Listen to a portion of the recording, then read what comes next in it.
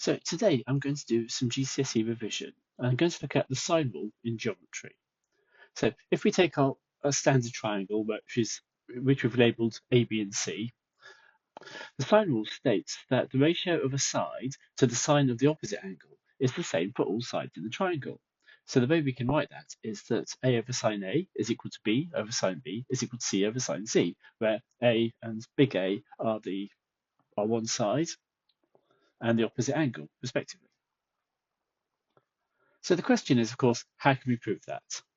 Well, let's take our triangle again and let's drop a little extra line on it.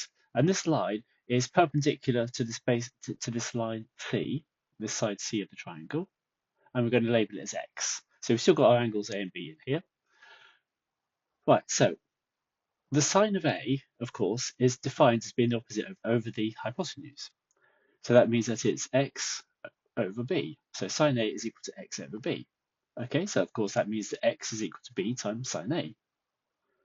Now, if we look at the angle B, then the sine of B, of course, is defined as being X, the opposite, divided by A, the hypotenuse. So again, X is equal to A sine B. That means, of course, that X, of course, is equal to A sine B is also equal to B sine A. So that means, of course, we have got that A times sine B is equal to B times sine A, and we can rearrange that to end up with A over sine A is equal to B over sine B. And of course, the proof would be similar for the sides C and the angle C as well. So you may ask, of course, what happens if our angle A is greater than 90 degrees, as we've got in this triangle? Well, we can still do the same proof. What we can do is just extend this line C and then drop our perpendicular line X. So it's going to be perpendicular to the line C. And we can do a similar sort of proof. So in this case, we're going to start off using Y. So we're going to say that sine Y is equal to, of course, opposite divided by hypotenuse.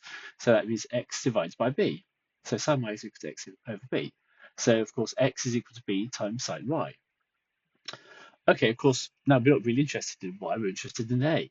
So Y, however, because this is a straight line, Y is equal to 180 degrees for a straight line minus A. So we can actually write that X is equal to B times sine 180 minus A. Okay, of course, but this is 180 degrees minus A, and we actually really want to have the sine of A in this equation. So let's have a quick look at the sine curve between 0 and 180 degrees. And what you'll notice is, of course, that it's actually symmetrical around 90 degrees. And what that means is that if you move in an amount A from 0 towards 90, and you move the same amount A from 180 towards 90, then the values will actually be the same. So what this means is that the sine of A is equal to the sine of 180 minus A. So what we can do is then substitute in here. So we can actually take out this sine 180 minus A and just replace it with sine A. So then we can go through the rest of the proof that sine B, of course, is equal to the opposite divided by the hypotenuse. So that's X divided by A. So of course, X again equals A times sine B. So again, we end up with X is equal to A times sine B, which is also equal to B times sine A. We can remove the X completely, and we can just rearrange everything to say that A over sine A is equal to B over sine B. So now let's actually have a play with this and actually try it out with a couple of examples. Right, let's have a go at using this now. In this case, we have a triangle which has internal angles of 70, 80, and 30. And we know one of the sides is being 5. So we can use the sine rule to calculate the two sides. So we've got A over sine A equals B over sine B. So let's substitute in. So we end up with A divided by sine of 30 degrees is equal to 5 divided by the sine of 70 degrees. And we can rearrange it so that we have A on its own. And then, of course, we can just substitute in the numbers and we end up with A equals 2.660. One thing to note, make sure when you're doing when you're using your calculator that you have the right setting for the angles that you're using.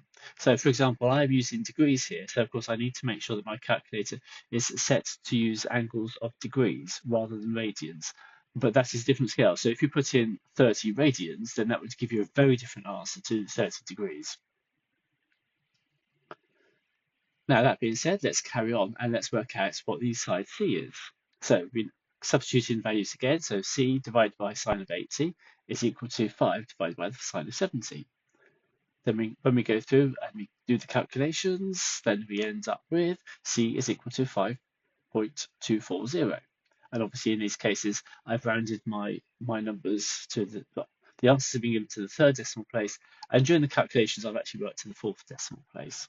Okay, so now let's have a look at a slightly different triangle. So in this case, we know one of the internal angles and we know two of the sides. So let's start off by trying to work out this angle here. So we've got b divided by sine b is equal to c divided by sine c. So we have 4 divided by sine of b is equal to 5 divided by the sine of 60. So what we can do is rearrange that. We bring the sine b up onto the other side. We move everything, all the other numbers onto the side. Oh, and we rearrange things so that we have sine b is equal to 4 times sine 60 divided by 5. Then, of course, we calculate that, and we end up with sine b is equal to 0.6928.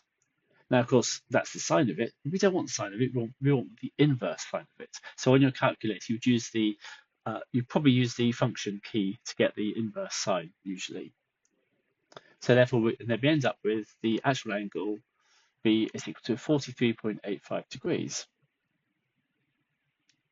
We've calculated that's what, so now we want to work out what the angle A is. Well, for this, we can actually use the internal angles of a triangle because these add up to 180 degrees, so that we know that 180 degrees is equal to A plus 60 plus 43.85. So then we can rearrange this to get A, and we end up with A being 76.15 degrees. So we can put that into our triangle. So now finally we have one side left to get, which is A. So we can say that A over sine A is equal to C over sine C. So therefore, A divided by the sine of 76.15 is equal to 5 divided by the sine of 60. And therefore that means that A is equal to 5 times sine of 76.15 divided by sine of 60. And then we can do the calculation, and we end up with A is equal to 5.606. So there we have it. We've actually calculated all the sides and angles for this triangle. And we can do that in many different scenarios. So just to recap then, so the sine rule in geometry is that A divided by sine A is equal to B divided by sine B, which is equal to C divided by sine C in your ABC triangle. Okay, thank you for watching this, and please like and subscribe to my channel if you enjoyed this or if you found this video useful at all. Okay, thank you very much. Goodbye.